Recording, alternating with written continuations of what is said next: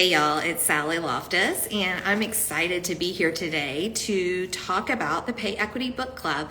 This is a weekly thing I do on Fridays at noon, and it's really goes well with my book, The Pay Equity Guide for Nonprofit Organizations. And if you don't have a copy, you can absolutely get one on Amazon. It's $16.99. It's priced that way to reflect the gender pay gap, which is 16%. I would love for you to buy it, and there's a lot more of what I'm talking about in these lives in the book. So go out and buy it today and share it with somebody. Maybe if you don't need it, share it with somebody else. You can learn stuff whether you work in nonprofits or not. Today, we have been kind of every week since the beginning of July working through the book. We're actually in chapter 5 today, which is about leadership buy-in. And this is really talking about a pay equity process at an organization. And if you've heard me say before, pay equity processes are not fast moving. And here's why. A lot of times people just want to be like, okay, one fell swoop, we're going to get everything done. Because there are a lot of conversations and assumptions that need to be updated in people's work. And a compensation philosophy, which we're going to talk about today, is one of those things. And this is a really great exercise for leadership teams to go through and really think about what's going on, what do we believe about our employees, and how can we communicate that to them? Because people need a lot more explicit information, or as you might hear me say sometimes, we need a lot more breadcrumbs on the trail of engagement. And so the compensation philosophy is a great investment. So let me go ahead and get started. And I'm in front of my whiteboard today. I just knocked stuff down. You know what, y'all? I'm super skilled at that. And yeah, it happened. So here we go. I'm trying to do a little bit of a different angle today so I can interact with you. Anyway, so on the whiteboard, here's what you're going to see is chapter 5, leadership buy-in. And for the record, if you have the book, the information about this is on pages 104 through 108, and there is an actual example in the book.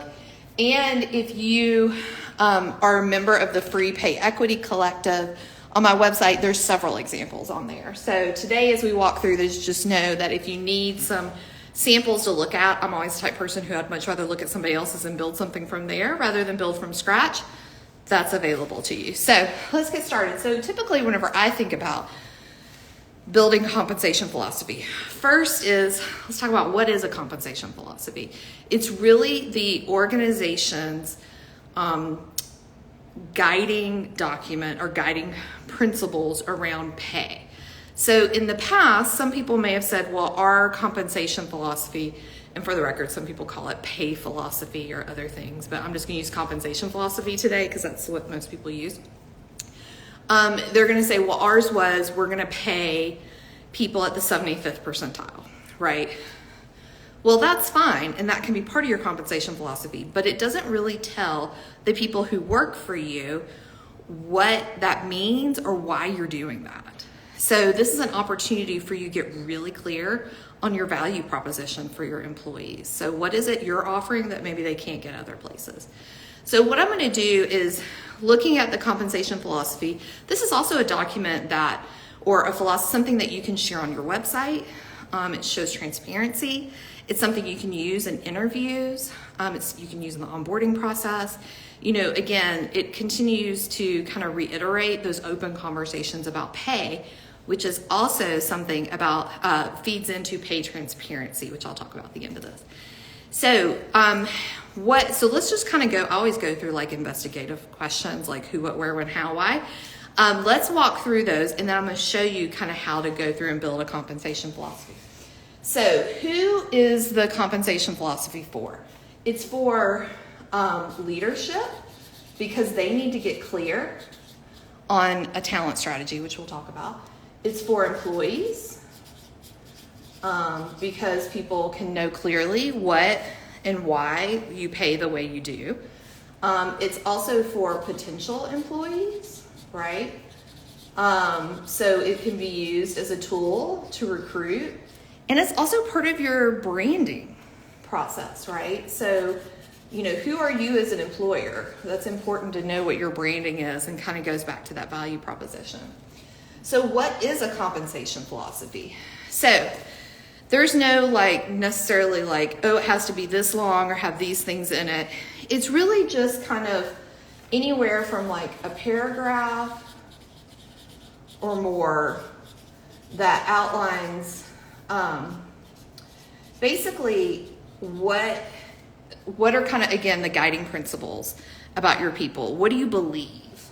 Your beliefs about the employee experience, which we're going to get into here in a second. So that's what it is. So where can you use it? As I've already said, you could put it on your website. You can use it in interviews. It may or may not be in your employee handbook. It may be on internal sites. There's a lot of places you can use this. You could also use it in trainings as well. So when do you create a compensation philosophy? You can create one anytime. But again, this is really a great leadership exercise. Although if you've heard me say, before this work starts and ends with employees, so you're going to want some employee feedback, and you want this exercise of building this to build on employee feedback. So at this point in the process, if you follow what I outlined in the book, you will have that employee feedback already and you can use it. So you want to do this, and this is really going to set your direction on how you move forward. So that's what it is. So how do you do it? Maybe this is kind of backwards, but how do you do that? Is you're going to have a conversation. And if you work with me, I kind of give you the questions on that, but it's basically, what do you believe about employees? What are some things that if you could change, what would you change? What are the things that attract you to work? Again, stuff that you would have already gotten employee feedback. But, you're going to kind of have those assumptions, have a series of questions, and then a series of conversations that is a series of conversations that are going to help you update your assumptions. So I'll put that there. And then why, which we kind of answered in the beginning, but why would you have a compensation philosophy?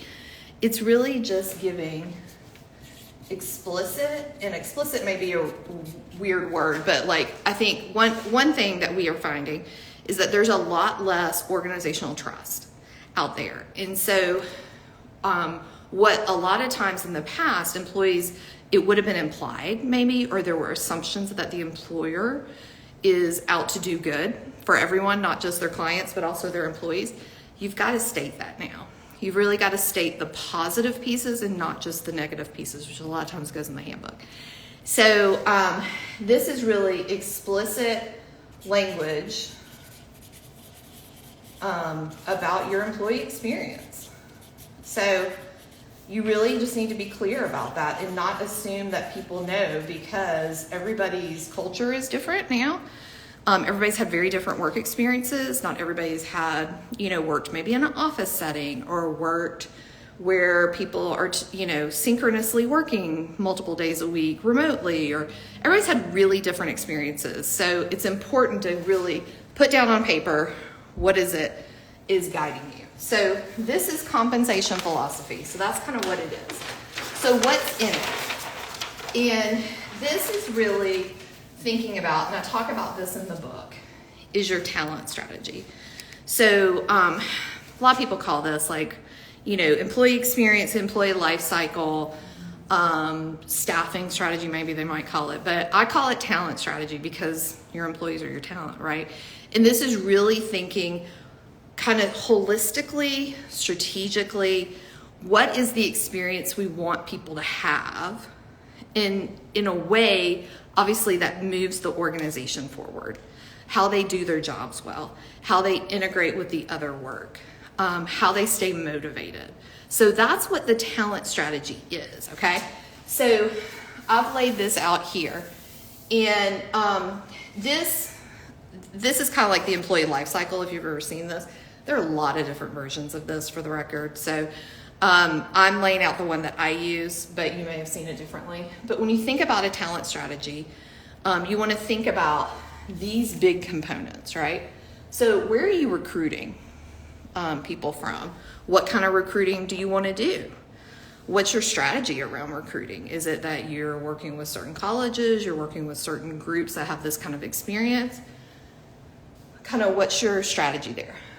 Then you have the onboarding. How do you make sure that people have an onboarding experience where they feel plugged in pretty quickly, but also have space to grow? And, you know, a lot of times that's where, for the record, employees will learn a lot about your organization and whether or not they want to work there. So it's super important to get onboarding done well in a sticky way so that they stay around. Engagement, right? So how do you engage employees? Feedback loops, reward and recognition. You know, it's going to be, you know, kind of benefits. The ways that you communicate in team meetings, things like that. And I will say up here is thinking about recruitment is going to be, you know, pay and benefits up here as well. So then you want to have an accessible culture. So how can people opt into the culture of the business, which is going to look different based on every situation, right? So if somebody's working remotely and they see everybody once a month, how they access your company culture is going to look different than if everybody works 5 days a week in the same office location. So it's important to do that. And that's also inclusion, belonging, things like that. Development and training. How do people know how to do their jobs and to grow in their jobs? Are there opportunities for maybe somebody to manage an intern to get some supervisor experience? Is there a certain training you want everybody to go through after they've been in this job for 2 years?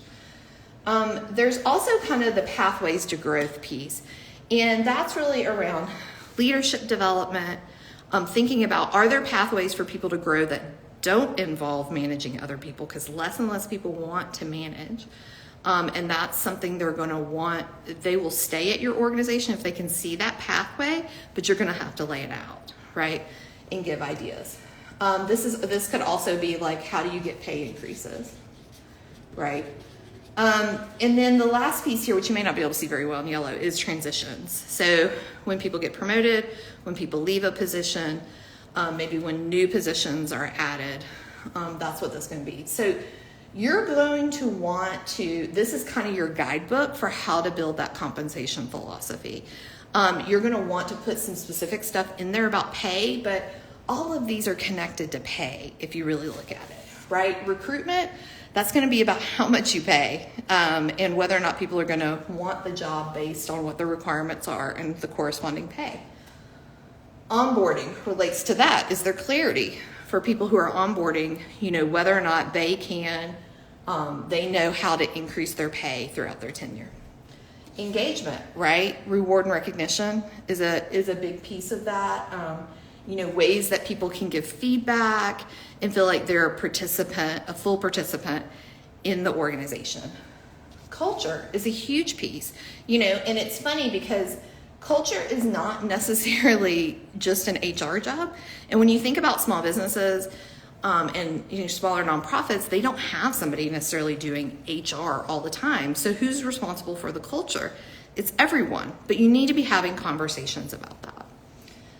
Development and training. So it might be, when that relates to pay and a compensation philosophy, is we believe that if you add skills, this is an example, then we will pay you more for developing those skills, or we will pay for the training for you to develop those.